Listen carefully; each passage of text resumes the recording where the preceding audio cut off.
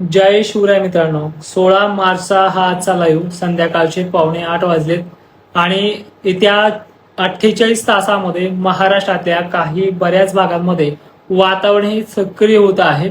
35% व्याप्ती घेऊन येणारं वातावरण पुढच्या 4 दिवसांमध्ये कुठे काय घडणार आहे याची परिस्थिती आपण पाहूया. आज विदर्भावरती, पश्चिम महाराष्ट्रावरती, खानदेशवरती विशेष माहितीचं सत्र आपण सुरू ठेवणार आहोत.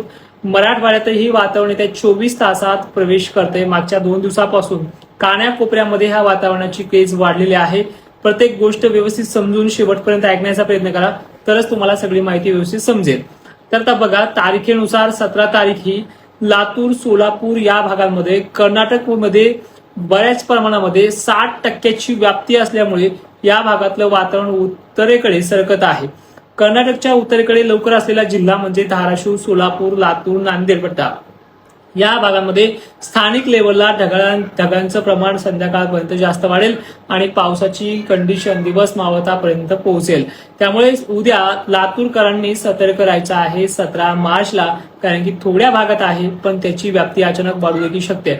तर विजयपुरा, कलाबुर्गी, हुबळी, कर्नाटक या भागासह अनेक ठिकाणी स्थानिक वातावरणासारखा या वातावरणाचा प्रभाव पडेल आणि त्यानंतर लातूर, नांदेडमध्ये मोजक्या ठिकाणी, इकडे चंद्रपूरकडे देखील तेलंगणा मार्गे वातावरण ट्रान्सफर होण्याचा अंदाज आहे. यानंतर गडचिरोली, चंद्रपूर या भागातही, हिंगणघाटामध्येही मोजक्या ठिकाणी वातावरण ऍक्टिव्ह होणार आहे. महाराष्ट्रामध्ये 18 नंतर 19 तारीख देखील प्रभावी ठरते, हे तुम्हाला मागच्या बऱ्याचशा व्हिडिओमधून समजलं आहे. पण आजच्या या व्हिडिओमध्ये सरळ सरळ सांगतोय की 17 तारखेला अहिल्यानगर, सांगली, सोलापूर देखील ढगाळ परिस्थिती होणार आहे. भले इथे अवकाळीचा तडाखा उद्या नसला तरीही वातावरण ऍक्टिव्ह होणार आहे.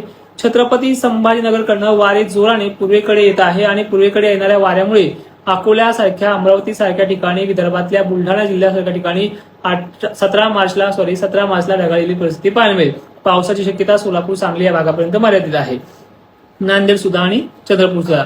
मेन म्हणजे शेवटी 18 तारखेला ज्या दिवशी हा वातावरणाचा प्रवेश पाहायला मिळेल, सकाळ ऊन कडक खानदेशसह विदर्भ आणि मराठवाड्यामध्ये पाहायला मिळेल. एक वेगळीच गरमाट पाहायला मिळेल. वावटळी शेतामधनं चांगल्या जोराने फिरतील, तशाही कालपासून त्या सुरुवात झाली त्यांची.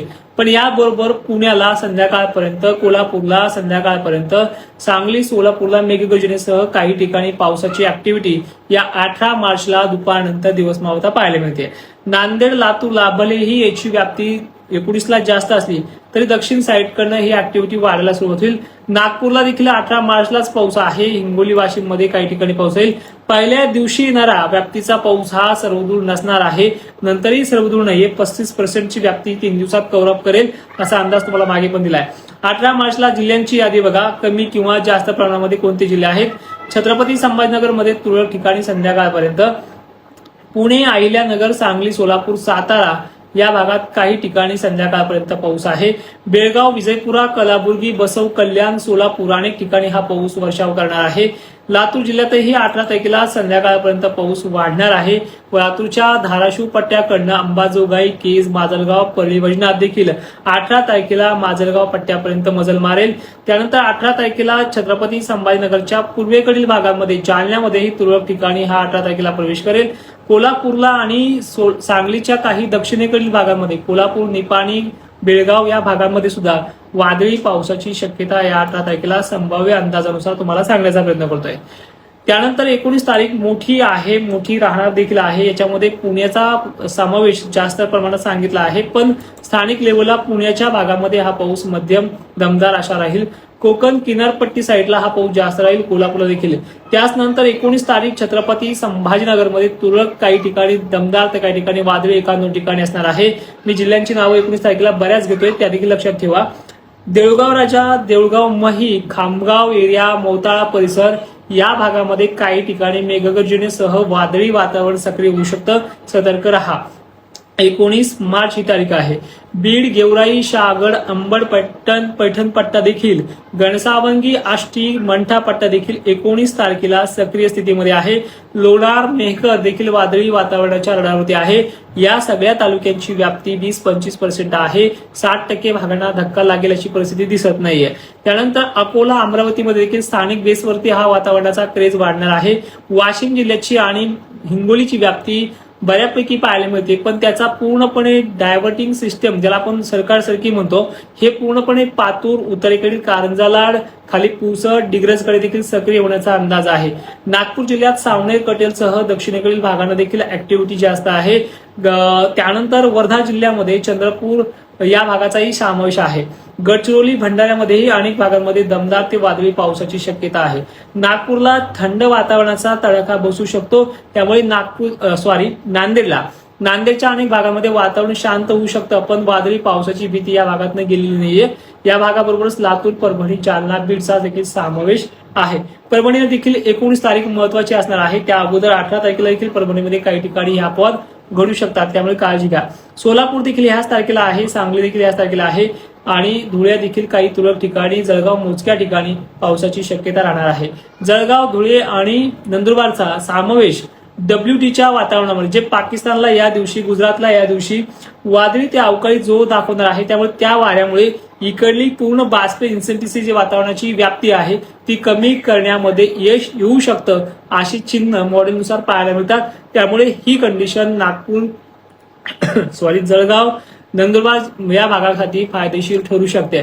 पण या भागामधलं वातावरण 5 ते 6 दिवस ढगाळलेलं हटणार नाही, अशी परिस्थिती आहे. कारणही तसं आहे, WTचा देखील प्रभाव तिकडनं पडणार आहे. पूर्व मराठवाडा, पूर्व विदर्भ पुढचे 3 दिवस वातावरण हे खराब राहणार आहे. त्यानंतर 19 तारखेला आणखी व्याप्ती कुठली वाढू शकते. छत्रपती संभाजीनगर संध्याकाळच्या वेळेपर्यंत, वैजापूर, कन्नड, शिरूरमध्ये काही दमदार हजेरी. नाशिक क्षेत्रातल्या मालेगाव, येवला, निफाड, नांदगाव क्षेत्रात देखील स्थानिक वातावरणाचा फटका बसू शकतो. पुण्याला संध्याकाळच्या वेळेला दक्षिण साईडला ही परिस्थिती आहे. आणि या भागाचे अंदाज का सांगतोय, ज्या भागांच्या आपण नावं घेण्यासाठी थांबलो होतो त्या भागातल्या शेतकऱ्यांनी पोटतिडकीनं हात जोडून पाया पडण्याची जी विनंती केली ती वाईट वाटली. या भागातल्या ह्या गरीब शेतकऱ्यांसाठी अंदाज देणार आहे. ज्यांना तकलीफ असेल त्यांनी आपलं चॅनल अनफॉलो करून जायचंय. मी चॅनलसाठी ह्या गोष्टी थांबवत नाही. मला फॉलोची गरज नाही, मला तुमच्या चॅनलपासून मिळणाऱ्या व्ह्यूजची गरज नाही, पण या शेतकऱ्यांच्या ज्या भावना आहेत डोळ्यात पाणी येणाऱ्या त्या मला सहन झालेल्या आहेत. परत या भागांची मी नावं घेणार आहोत. ठीक आहे. अहिल्यानगर 19 तारखेला रिपिटेशन मध्ये संध्याकाळपर्यंत परत आहे. मात्र कलाबुर्गी आणि हैदराबादला वादळी वाऱ्याचा देखील प्रभाव या दिवशी आहे. आता 20 तारीख काय सांगते, पूर्ण लक्ष देऊन ऐका. 20 तारखेला खान्देश, जळगाव मध्ये वाऱ्याचा जोर हा मध्यम ते जोरदार आहे, म्हणजे एकतर्फी वारही राहणार आहे. ही पश्चिमेकडनं पूर्वेकडनं राहणारा हा वाऱ्याचा बराचसा प्रभाव आणखीन या भागाकडे वातावरण ट्रान्सफर करू शकतो. विदर्भातलंही बाष्प थोडंसं मागे खाली खेचू शकतो. त्यामुळे 20 तारखेला फक्त नागपूर, चंद्रपूर, गोंदिया, अमरावती, नांदेडमध्ये काही ठिकाणी, यवतमाळमध्ये काही ठिकाणी असा प्रभाव राहील. पश्चिम महाराष्ट्रात वातावरण कमी करेल. मात्र 21 तारखेला परत धुई, धुकं, ढगाळलेली परिस्थिती, बेळगावमध्ये पाऊस अशी परिस्थिती राहील. 22 तारखेला देखील वातावरण शक्यतो सोलापूर, सांगली, कोल्हापूर या भागापर्यंत मर्यादित राहील. आता महत्वाचं असं आहे की पाऊस गेलाय, कधी 20-22 नंतर कमी झालाय, की याचा अर्थ पाऊस कमी होत नाही. पाऊस हा कर्नाटकमध्ये परत कोल्हापूर भागापासून खालच्या दिशेला जे काही आपण निपाणी म्हणतो, बेळगाव म्हणतो, बसव कल्याणचा परिसर म्हणतो, विजयपुरा म्हणतो, बेळगाव आहे. त्यामुळे थोडा इफेक्ट त्याचा पुणेकडे आणि सांगलीला येणाऱ्या 22 तारखेच्या संध्याकाळी देखील होऊ शकतो. 23 तारीख काय सांगते, 23 तारखेला काय चान्सेस आहेत याकडे लक्ष देऊ आहे. विदर्भामध्ये म्हणजे ह्या 2-3 दिवसात पडलेल्या बाष्पाच्या वातावरणाचा प्रभाव म्हणून विदर्भामधल्या नांदेड भागाकडे यवतमाळ भागाकडे, नांदेड आणि विदर्भाची जी काही बाउंड्री आहे, माहूरगड वगैरे परिसर, या भागाकडे देखील स्थानिक वातावरणाचा पाऊस या कालखंडामध्ये होऊ शकतो. चंद्रपूर, गडचिरोली या भागाबरोबरच लातूर, तुरळक ठिकाणी, मराठवाड्यात 1-2 ठिकाणी, पण कोकण किनारपट्टी, पुणे साईडला परत ऍक्टिव्हिटी 23 तारखेला देखील वाढू शकते. मित्रांनो, ढगाळलेलं वातावरण किंवा अंधुक वातावरण हे महाराष्ट्रामध्ये 25-26 तारखेपर्यंत देखील चालू शकतं. पण परेशानी जी आहे ती 18, 19, 21 काळामध्ये मी आता जसं बोललो ज्या भागांबद्दल त्या भागाप्रमाणे ही माहिती सांगण्याचा प्रयत्न केलाय. आता तुमचे काही प्रमुख प्रश्न आहेत, जे कोणी प्रश्नासाठी बघताय आपले व्हिडिओ, यांचे उत्तर घेण्याचा प्रयत्न करूयात. जुन्नर भागामध्ये 18 तारखेला किरकोळ, काही ठिकाणी जास्त, 19 ला आहे, 20 ला आहे, परत 22-23 ला देखील राहणार आहे. एकंदरीत परिस्थिती 2 दिवसाआड 1 दिवसाआड तुमच्या भागात असणार आहे. भोकरदन, जाफराबादची कंडिशन 19 तारखेला आहे. देऊळगाव मही, देऊळगाव राजा मार्गे वातावरण वरती देखील सरकू शकतं. जर तिकडे थांबलं तर तितका त्याचा फायदा राहू शकतो, पण तुमच्याकडे देखील वातावरण काही मोजक्या भागांना देखील राहणार आहे. चला आणखीन काही कमेंट. बीड जिल्ह्यातील वडवणी तालुक्यात बाजू कशी आहे तर देखील बघा, तुमच्या भागात 18 तारखेला पहिल्या सरी काही तुरळक भागामध्ये उद्याचाच दिवस आडवा आहे. या टायमिंगला पाऊस होण्याचे चान्सेस आहेत. वडवणी, नांदेड, खालीकडे जिंतूर पट्टे, हिंगोली, वसमत पट्टा देखील आहे. सोलापूरला मात्र चिंता वाटावी असं वातावरण आहे, कारण की कलबुर्गी आणि कर्नाटकला बरेचसे परेशानीचे ढग तिथे पाहायला मिळत आहेत. पुण्याचा देखील समावेश 18 तारखेलाच केलेला आहे. अहिल्यानगर तुरळक ठिकाणी गव्हाणा आहे. बीडचा देखील आहे. जालन्याचा देखील मोजक्या ठिकाणी गव्हाणा या दिवशी समावेश आहे. 18 पासून सलग 3 दिवस वातावरण महाराष्ट्रामध्ये घोंघवणार आहे. कधी वाऱ्यामुळे कमी तर कधी वाऱ्यामुळे जास्त देखील याचा प्रभाव वाढू शकतो. तर एकंदरीत महाराष्ट्राची परिस्थिती अशी आहे. तुम्हाला ज्या नंतर काही प्रश्न पडले असतील तर ह्या व्हिडिओच्या खाली कमेंट करा. उद्याच्या लाईव्ह मध्ये आणखी मोठ्या गोष्टी सांगण्याचा प्रयत्न करेल. तुमचे काही मोजके प्रश्न असतील ते देखील विचार घेऊ. फक्त तुम्ही काय करा, कमेंट व्यवस्थित करा. साहेब वडवणी सांगा. वडवणी सांगितलं मित्र, आता 18 तारखेपासून सक्रिय होते. 19ला ऍक्टिव्हिटी थोडी जास्त आहे. 18ला जास्त राहिलं तर 19ला कमी राहील. असं एक दिवसा आडं वातावरण तुमच्या भागात असणार आहे. कळमनुरी, हिंगोली जिल्ह्यामध्ये देखील 18 तारखेला तुरळक भागांमध्ये आणि 19 तारखेला अनेक ठिकाणी शितोडे सातोडे पडू शकतात. झाकून वगैरे ठेवा माल. पावसाची परिस्थिती आहे. आणि जे तुम्हाला एक पॉइंट महत्वाचा सांगितलाय कालच्या व्हिडिओमध्ये सुद्धा, की 35% व्याप्तीचा मान्सून हे अवकाळी मान्सून पूर्व पाऊस आहे. 65% शेतकऱ्यांना याचा फारसा मोठा धोका बसणार नाही. हा, मग थोडं शितोड्यामुळे, वाऱ्यामुळे ते 10-5% नुकसान होईल, पण 35% शेतकऱ्यांचं नुकसान मात्र इथे पाहायला मिळते आहे. यामध्ये नांदेड, पुणे परिसर, सांगली, सोलापूर, लातूर जिल्हा, बीडचा समावेश देखील आहे. त्यानंतर पलीकडे बुलढाणा जिल्ह्यातला आम्ही वारंवार नाव घेतोय त्या खामगावचं, या भाग मेकरची उत्तरेकडील बाजू. ठीक आहे. कल्पनाताई, आपल्या देखील भागांमध्ये 18 तारखेला तुरळक ठिकाणी आणि 19-20ला देखील राहण्याची शक्यता आहे. जालना जिल्हा, परमेश्वर जाधव सर, आपल्या भागातही मोजक्या ठिकाणी का होईना वातावरण ऍक्टिव्ह होणार आहे. जालना शहर परिसर, जालना रामनगर पट्टे, पलीकडे सिंदखेड राजा पट्टा, घनसावंगी अंबड पट्ट्यातही काही ठिकाणी वातावरण ऍक्टिव्ह आहे. बुलढाणा गाव गुमगी कसं राहिले हे गावताही सांगता यायचं. तालुका कळत चला, तालुक्याच्या नुसार दिशा सांगत चला. औसा, लातूर उद्यापासून वातावरण बालाजी चव्हाण खराब होते आणि नंतर 18-19 आहेच.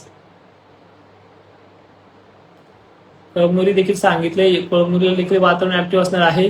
कळमनुरीच्या अनेक भागांमध्ये देखील 19 तारखेला आहे. 18ला देखील तुरळक ठिकाणी आहे. मेहकर, चिखली सतर्क राहावं लागणार आहे. 19 तारखेला 19 आणि 20 तुमच्यासाठी महत्वाचे असणार आहे. मेघगर्जना, वारं वगैरे अशा गोष्टी आहेत. जय शिवराय परमेश्वर जाधव सर. गणेश मुके सर, जय शिवराय. सिल्लोड तालुक्याला 18 तारीख किरकोळ अशी राहू शकते. काही ठिकाणी गर्जना वगैरे